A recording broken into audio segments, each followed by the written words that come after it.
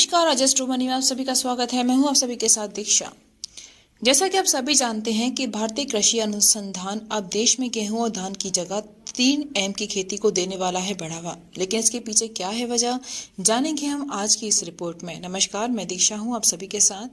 Adjust money के द्वारा आप सभी से मुखातिब होती रहती हूँ। आज की रिपोर्ट में धान स्पेशल। जैसा कि आप सभी जानते हैं कि भारत एक कृषि प्रधान देश है और यहाँ पर गेहूं और धान की खेती अधिक होती है।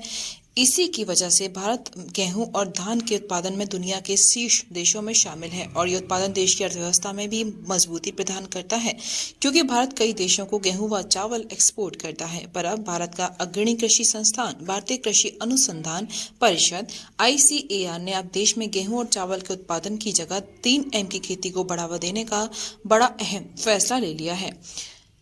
आइए आज की इस रिपोर्ट में यही जानते हैं।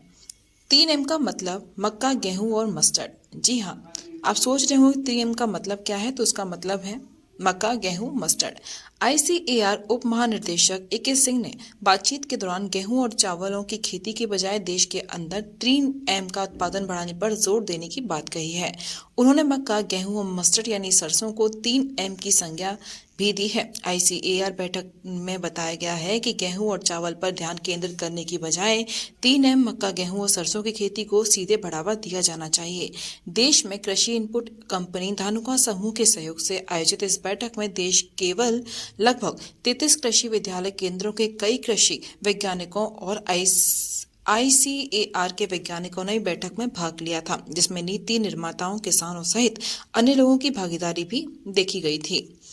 वहीं गेहूं और चावल की खेती की जगह 3M की खेती को बढ़ावा देने के पीछे एक मुख्य वजह है। वो वजह है ICAR के उप महानिदेशक डॉक्टर AK सिंह ने इसकी मुख्य वजह बताई और कहा कि 3M की खेती को बढ़ावा देने से देश आत्मनिर्भरता भी प्राप्त कर सकता है, तो वहीं किसानों की आय में वृद्धि भी कर रहा है। वहीं इस बैठक में RG धानुका समूह के अध्यक्ष अग्रवाल ने एकीकृत फसल प्रबंधन प्रथाओं को अपनाने, आधुनिक तकनीक के उपयोग और गुणवत्ता वाले कृषि इनपुट की आवश्यकता पर भी जोर दिया। बैठक में ICAR कृषि प्रौद्योगिकी अनुप्रयोग अनुसंधान संस्थान के निदेशक राजवीर सिंह ने कहा कि पहली बार एक निजी क्षेत्र के सहयोग से राष्ट्रीय स्तर की परामर्श बैठक अब आयोजित की जा रही है और उम्मीद है कि यहाँ जो सिफारिश की जाएगी वह किसानों को कीट और विभिन्न फसल रोगों के मुद्दे पर काबू पाने में भी मदद देगी। वहीं देश में फसल विविधीकरण पर जोर दिया जा रहा है। असल में देश के अंदर सरकार फसल विविधीकरण पर अधिक जोर दे रही है, जिसके तहत गेहूं और धान की खेती की बजाय दूसरे खानदान का उत्पादन करने के लिए किसानों को प्रोत्साहित भी किया जा रहा है।